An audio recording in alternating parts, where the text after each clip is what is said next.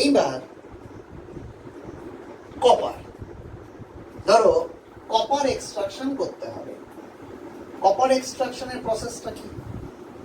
কপারের প্রথমে আকরিকটাকে জানতে হবে। আকরিক যেটা আমাদের সবচেয়ে বহুল প্রচলিত সেটা হচ্ছে Cu2s, Ap2s3। এটার নাম হচ্ছে কপার পাইরাইটিস। কপার পাইরাইটিস, এই কপার পাইরাইটিস থেকে না প্রথমে তোমরা তৈল বাসন প্রণালীতে একে আমরা গাড়িকরণ করে নেবো, তারপর হচ্ছে কি বশীকরণ করবো, তাপজারণ করবো, কারণ যেহেতু সালফাইড আকরিক। তা আমাকে এইখানে বিভিন্ন ধরনের রিয়াকশনস গুলো করতে হবে। তাহলে রিয়াকশনস গুলো কেমন?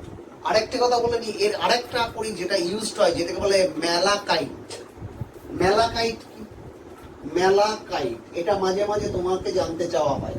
বেসিক কপার কার্বনেট CuCO3.CuOH, এটাকে বলা হয় বেসিক কপার কার্বনেট। এটা যে ম্যালাকাইট, এটাও একটা কপারের একটা আকরিক। এইবার দেখো, আমাকে প্রথম গাড়িকরণের পর হচ্ছে গিয়ে এটার আমি তাপজারণ করব। তাপজারণের রিয়াকশন গুলো কি? তুমি অবশ্যই আয়রন সালফাইডটা অশুদ্ধি, তাহলে প্রথমে যেহেতু ধনাত্মক তড়িৎ রাসায়নিক শ্রেণীতে আয়রনে কপারের চেয়ে আয়রন ওপরে আছে, সে প্রথমে আক্রান্ত হবে। তাহলে প্রথমে এ ভেঙে তৈরি করবে 2FeS প্লাস S। তারপরে কি হবে?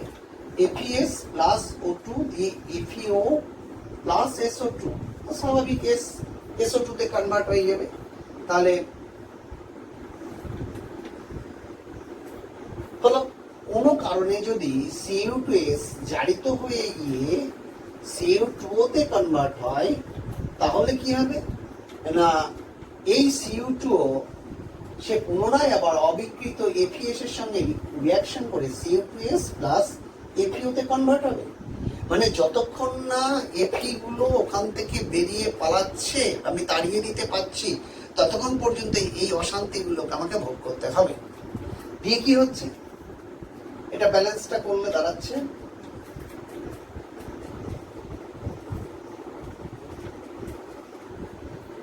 আচ্ছা, এইবার কি হচ্ছে? এটা গেল তোমার তাপজারণ। এরপরে কি করতে হবে না বিগলন। তাপজারণ হয়ে গেল, তাহলে বিগলন। বিগলন কি? বাইরে থেকে বিগালক ইউজ করতে হবে। খেয়াল করে দেখো, এখানে অশুদ্ধ হিসেবে আমার তো আয়রন আছে, আয়রন সালফাইড। তাপজারণের পর সেটা কিসে পরিণত হলো? Iron oxide. তার মানে কি? সে হচ্ছে কি ধাতব অক্সাইড, মানে কি ক্ষারীয়। তাহলে তাকে আমার দূর করতে গেলে আমার কি লাগবে? আম্লিক বিগালক লাগবে। আম্লিক বিগালক মানে কি? SiO2। তাহলে আমি যদি এর সঙ্গে SiO2 মিশিয়ে দিই, FeO প্লাস SiO2 কি তৈরি করবে? FeSiO3, that is iron silicate. এই যে আয়রন সিলিকেট তৈরি করবে, এটা ধাতু মল, এটা হালকা, এটা উপরে ভাসতে থাকবে, তাকে সাইড দিয়ে বার করে নেওয়া হবে। এইভাবে কন্টিনিউয়াসলি ব্যাপারটা করা হবে। দিয়ে কি হবে না আয়রনকে তাড়ানোর পর গলিত অবস্থায় পাত্রের তলদেশে এই যে Cu2S, Fe2S3, এই যে আকরিকটা নিচের দিকে যেটা পড়লো, মানে নিচের দিকে অধক্ষিপ্ত হলো, যার মধ্যে 45 থেকে 47% কপার বর্তমান। তার মানে অশুদ্ধি দূর করে কপারের পার্সেন্টেজটা আমি বাড়াচ্ছি। তাহলে এইটাকে বলা হচ্ছে তোমার ম্যাট। এটাকে বলা হচ্ছে ম্যাট। তাহলে তোমাকে আমি প্রশ্ন করতে পারি যে কপার পাইরাইটিস থেকে ম্যাট তৈরির রিয়াকশনস গুলো লেখো। তাহলে এইটা হচ্ছে ম্যাট, অর্থাৎ তাপজারণ বিগলনের পরে আমার তৈরি হয় কোনটা? ম্যাট তৈরি হয়। এবার ম্যাটের পর আরেকটা পদ্ধতি করা হয়। সেটা কি? সেটা হচ্ছে যে ব্লিস্টার কপার তৈরি করবে। ব্লিস্টার কপারটা কি না এই গলিত ম্যাট থেকে ব্লিস্টার কপার বলছে আমি এই গলিত ম্যাটকে বিসিমার কনভার্টারের মধ্যে নেব। বিসিমার কনভার্টারটা কি না এটা হচ্ছে এই ঢালাই করার সময় ঢালাই মেশিন যে ধরনের ডিম্বাকৃতি লোহার তৈরি, ভেতরে আগুন সহ্য করতে পারে এরকম ইট দিয়ে ওটা কোটিং করা থাকে। তার ভেতরে কি রকম থাকে না তার ভেতরে আমি একটা নল পাঠাবো, সছিদ্র নল, ঠিক মাঝখানে বরাবর পাঠাবো। এই সছিদ্র নলের মধ্য দিয়ে আমি গরম বায়ু পাঠাবো। এই বিসিমার কনভার্টারটা এমন যে যে আমি একে কাট করতে পারি, সোজা করতে পারি, সব রকম ঢালাই মেশিনের মতো করতে পারি। এবার গলিত ম্যাটকে আমি করবো কি না বিসিমার কনভার্টারের মধ্যে নেব, তার সঙ্গে মেশাবো কি সিলিকা, SiO2। সিলিকা মেশানোর পর কি হচ্ছে যে গরম বায়ু পাঠাবো, যখনই গরম বায়ু পাঠাবো তখন কি হবে না ভেতরে রিয়াকশন হবে, ওই তাপজারণের যে রিয়াকশন গুলো দিয়েছিলাম সবগুলো হবে, আমি আর নতুন করে দিচ্ছি না, দিয়ে ওখানের একটা ঘটনা ঘটবে। যেমন তোমার FeO প্লাস SiO2 দিয়ে FeSiO3 হলো, আমি কাত করে রেখে ফেলে দিলাম, দিয়ে একটা অদ্ভুত ঘটনা ঘটে যেটাকে আমরা হচ্ছে শতবিজারণ পদ্ধতি। সেই শতবিজারণ পদ্ধতিটা এখানে ঘটে কেমন কি, এই যে CO2S যেটা পড়েছিল, ধরো সমস্ত আয়রন গুলো নিকাশি হয়ে গেল, বেরিয়ে গেল, তাহলে কি হলো CO2S পড়ে রয়েছে, সে করবে কি না প্রথমে জারিতে হবে, দিয়ে CO2 তে কনভার্ট হবে প্লাস SO2। এই সামান্য পরিমাণ CO2 যেটা তৈরি হয়ে গেল, সে করলো কি অবিকৃত CO2S এর সঙ্গে রিয়াকশন করে আবার কি গলিত কপার উৎপন্ন করতে আরম্ভ করলো, অর্থাৎ CO2S plus CO2O 6Cu plus SO2। তাহলে এই গলিত অবস্থায় কপার গুলো নিচেই পড়তে থাকছে। এইবার কি হচ্ছে আরেকটা রিয়াকশন হয়, Cu2S প্লাস 2O2 Cu2SO4 অর্থাৎ Q প্লাস সালফেটে কনভার্ট হতে পারে। সেই Q প্লাস সালফেট পুনরায় Cu2S এর সঙ্গে রিয়াকশন করে তৈরি করে Cu প্লাস SO2। তাহলে গলিত অবস্থায় পাত্রের তলদেশে জমা হচ্ছে, যখন এটা ঠান্ডা হচ্ছে তখন কি হচ্ছে না ভিতর থেকে SO2 গ্যাসগুলো বেরোতে আরম্ভ করছে। তাহলে যেখানে বেরোতে আরম্ভ করছে সেই জায়গাটা একটা ফোস্কার মতন দাগ তৈরি হচ্ছে। এই ফোস্কা দাগযুক্ত কপারকে বলা হচ্ছে ব্লিস্টার কপার। তাহলে এই যে বিসিমার কনভার্টারে শতবিজারণ পদ্ধতিতে আমরা ব্লিস্টার কপার তৈরি করলাম, তাহলে এই ব্লিস্টার কপারের সংজ্ঞাটা কি হবে না গলিত ম্যাটকে বিসিমার কনভার্টারের মধ্যে নিয়ে সিলিকা যোগ করে উত্তপ্ত গরম বায়ু দিয়ে উত্তপ্ত করার পর পাত্রের তলদেশে যে ফোস্কাযুক্ত কপার পাওয়া যায়, যার মধ্যে কপারের পরিমাণ 97%, কপারের পরিমাণটা হচ্ছে 97%। তাহলে 45 থেকে 47 ছিল, সেখান থেকে 97% পর্যন্ত কপার এর মধ্যে চলে এলো, একে বলা হচ্ছে তোমার ব্লিস্টার কপার। এখানে একটা কথা যেটা হচ্ছে যে এই যে নলটা রেখেছি, এই নলটাকে তলা দিয়ে দেওয়া হয়নি, মাঝ বরাবর দেওয়া হয়েছে। কেন মাঝ বরাবর দেওয়ার উদ্দেশ্য কি, এখান থেকে গরম বাতাস বেরোবে, গরম বাতাস সবসময় উপরের দিকে যায়। তাহলে ব্লিস্টার কপার যেটা আমার এখানে জমা হবে, আমি যদি তলা দিয়ে দিতাম সেই কপারটা আবার জারিত হয়ে যেতে পারতো, জারিত হয়ে গিয়ে কি সে CO2O বা CuO তে কনভার্ট হয়ে যেত। তাহলে আমার আসল উদ্দেশ্য কপার পাওয়া, সেটা তো আমি পেতাম না, যার জন্য এই নলটাকে এরকম ভাবে দিলাম। এবার কপারের ব্লিস্টার কপার তোমার তৈরি হয়েছে। এবার ব্লিস্টার কপার মানে কত ছিল, মানে প্রায় 97% বিশুদ্ধ কপার ছিল। আমাকে এখন পিওর কপার এক্সট্রাকশন করতে হবে। পিওর কপার এক্সট্রাকশন করতে গেলে আমার দুটো পদ্ধতি আছে, একটা হচ্ছে গিয়ে তড়িৎ বিশ্লেষণ পদ্ধতি। তড়িৎ বিশ্লেষণ পদ্ধতিটা কেমন না, আমি একটা পাত্রের মধ্যে কপার সালফেটের লঘু জলীয় দ্রবণ নেব, CuSO4 এর লঘু জলীয় দ্রবণ নেব, সেখানে একটা পিওর কপারের সরু তার যেটা হচ্ছে ক্যাথোড হিসেবে আমি ইউজ করব। এটা হচ্ছে ক্যাথোড, পিওর কপার, এটা ক্যাথোড। আর এইখানে যেটা রাখবো সেটা হচ্ছে গিয়ে ব্লিস্টার কপার। ব্লিস্টার কপার সেইটাকে তোমার হচ্ছে গিয়ে অ্যানোড হিসেবে আমি রাখবো। এইবার কি করবে না, এই যে অ্যানোড, এই অ্যানোডের চারিদিকে একটা মসলিনের থলি দেওয়া হবে। মসলিনের থলি, মসলিনের থলি মানে কি, মানে এখানে হচ্ছে গিয়ে সুতোগুলো পরপর গায়ে গায়ে লেগে থাকে, কিন্তু ওদের মধ্যে সামান্য যতটুকু ফাঁক থাকে সেই ফাঁকের মধ্যে দিয়ে কেবলমাত্র কপার আয়নগুলো বাইরে বেরিয়ে আসতে পারে। এইবার কি হয় না, কপার সালফেট, এটা হচ্ছে রিয়াকশন,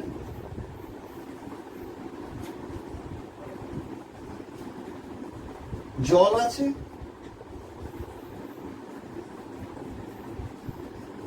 তড়িৎ রাসায়নিক শ্রেণী হিসেবে যেহেতু হাইড্রোজেনের নিচেই কপার অবস্থান করে, তাহলে স্বাভাবিক নিয়মে ক্যাথোডে কে যাবে, ক্যাথোডে Cu+2+2 ইলেকট্রন দিয়ে কপার। অ্যানোডে কি হবে? অ্যানোডে কি করছে না তড়িৎ রাসায়নিক শ্রেণী অনুযায়ী কপার মানে ওই যে মাইনাসের তুলনায় কপার তার নিজের গায়ে ইলেকট্রন ছেড়ে দিয়ে কপার প্লাস টুতে কনভার্ট হবে। কপার ইলেকট্রন ছেড়ে কপার প্লাস টুতে কনভার্ট হয়ে সলিউশনে আসবে। তাহলে কন্টিনিউয়াসলি এই প্রসেসটা চলতে আরম্ভ করবে।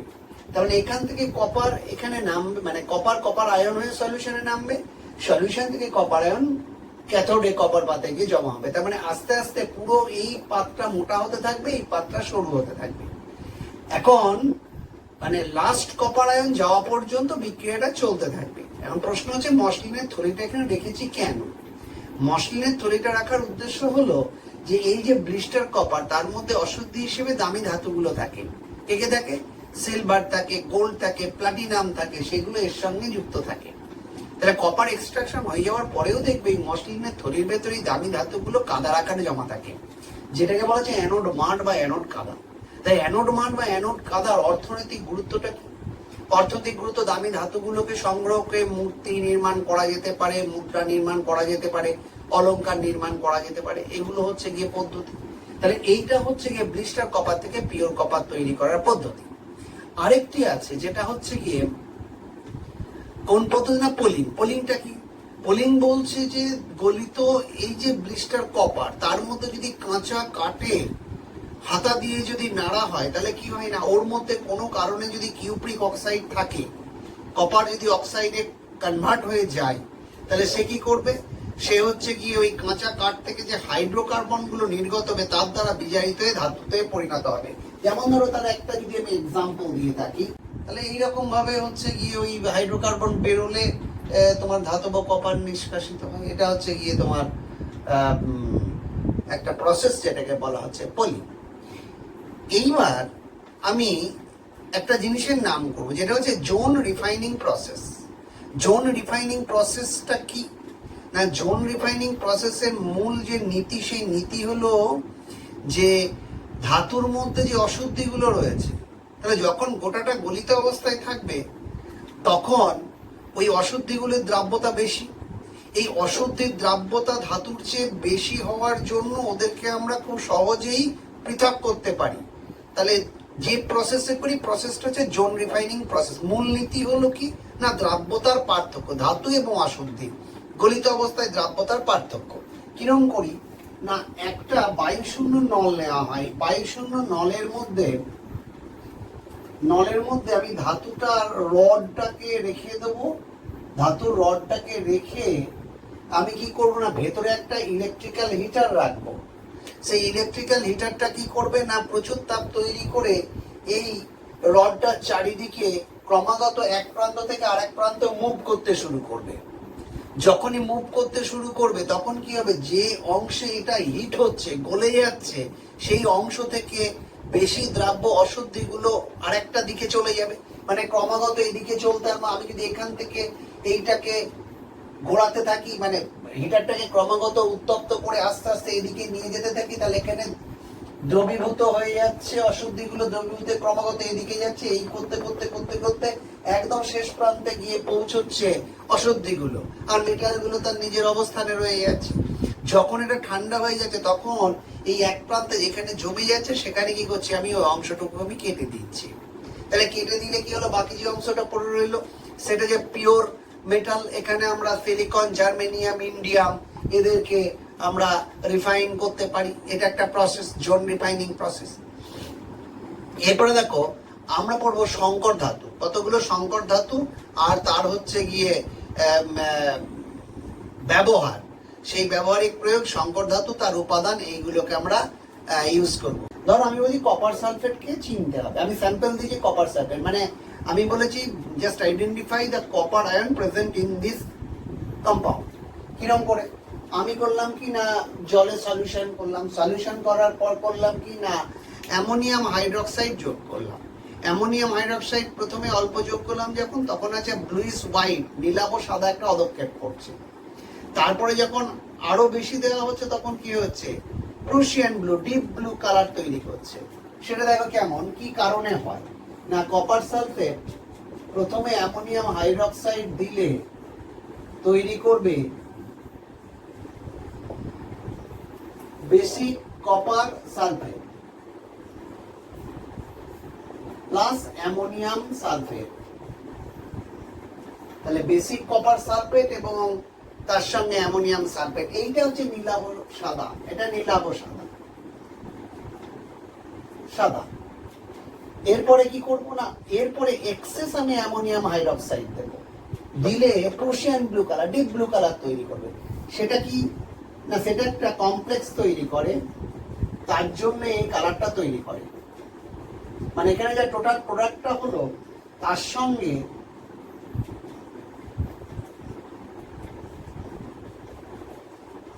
এক্সেস আমি দিলাম, দিয়ে তৈরি করে কিউপ্রোঅ্যামিন সালফেট। এটা deep blue colour, deep blue colour, Prussian blue